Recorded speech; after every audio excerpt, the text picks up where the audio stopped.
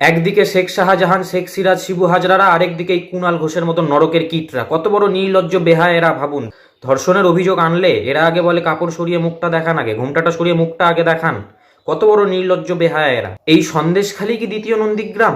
নন্দীগ্রামে যেরকম অভিযোগ উঠেছিল জমি দখলের, এবার জমি দখল তো আছেই, সাথে মা বোনেদের ইজ্জত নিয়ে খেলেছে এরা। মা বোনেদের ইজ্জত নিয়ে 500 টাকা 1000 টাকা দিয়ে তুলে দেওয়া হয়েছে। জমি দখল, ঘর লুট, খুন, ধর্ষণ, রাহাজানি, রাত 12টায় পিঠে খাবার জন্য ডাক, এই সমস্ত ঘটনা দিনের পর দিন। সন্দেশখালি একটি জায়গা, আরও কত শত শত জায়গায় রয়েছে। যদি ইডির রেইড না হতো, ইডির দৌলতে আমরা জানতে পারলাম সেই সন্দেশখালির ঘটনা, আরও পশ্চিমবঙ্গে কত হাজার হাজার শয়ে শয়ে সন্দেশখালির মতো জায়গা লুকিয়ে রয়েছে যেখানে ইডিরা পৌঁছতে পারেনি, সিবিআই পৌঁছতে পারেনি, সাধারণ প্রিন্ট মিডিয়া পৌঁছতে পারেনি, আমরা জানতে পারিনি। আরও কত এরকম জায়গা রয়েছে পশ্চিমবঙ্গের মধ্যে, ভাবুন।